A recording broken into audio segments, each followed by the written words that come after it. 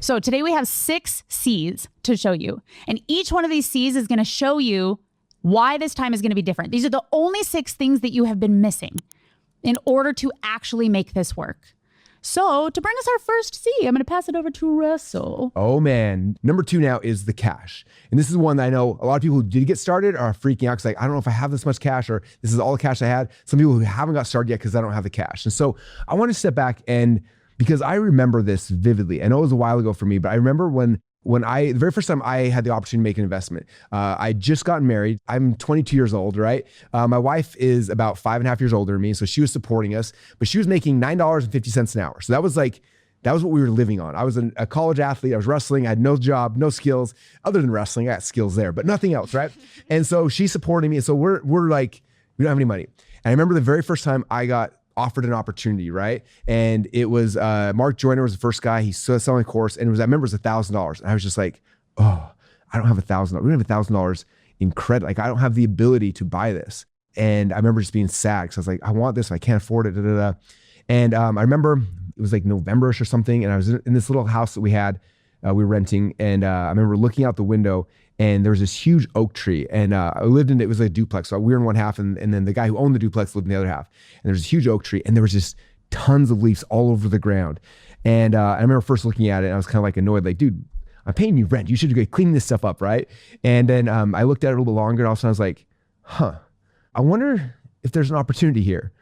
And so I walked over to across the little street or across the little our little pathway to the other door. I knock on the door and he opens the door. I was like, hey, Mike, how's it going? He's like, good. How you doing? I'm like, hey, I don't have nothing happening today. It's Saturday. I need a little extra money. Will you pay me to rake up these leaves? And he's like, oh, that'd be amazing.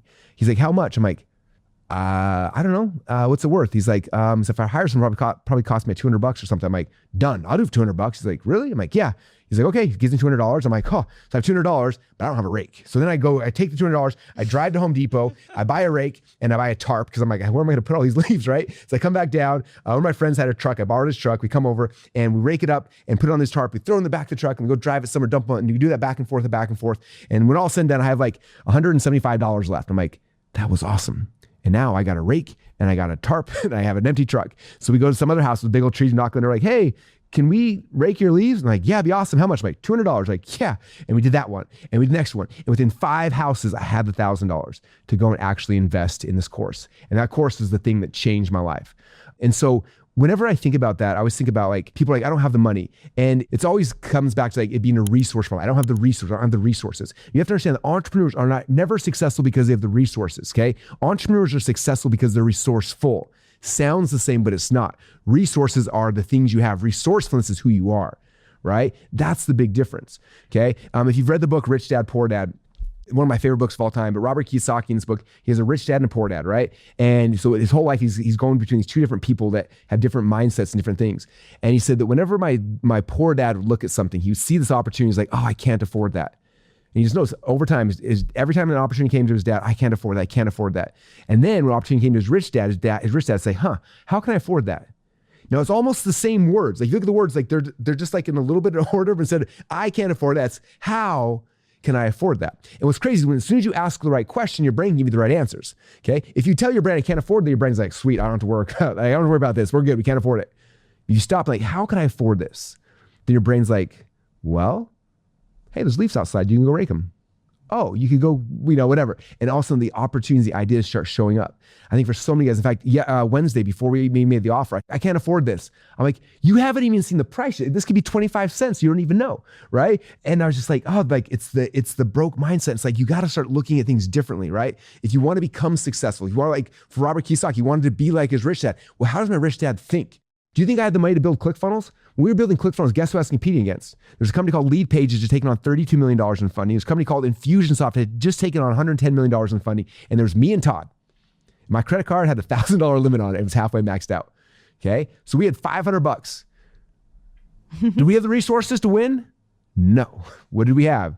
We were very resourceful, right? You have to be resourceful, okay? That's how you win this game, understanding the money, okay? So like every single time now that I come to a situation, it's like the thing is like, how can I afford that? How can I afford that? How can I afford that? Okay. I had a vision a couple of years ago. I was supposed to build this event center and this museum and these books. And so, and like, this journey has been one of the hardest things in the world for me. It's like stretching my imagination on how to do it.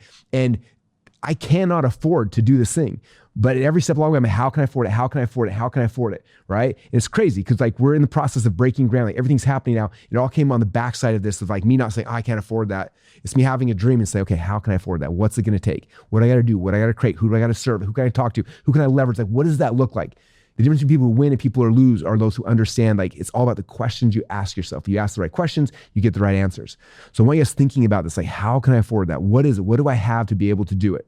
To be able to leverage things so I can actually be successful in this thing. When you switch from being, not having the resources to being resourceful, that's when your life will change dramatically.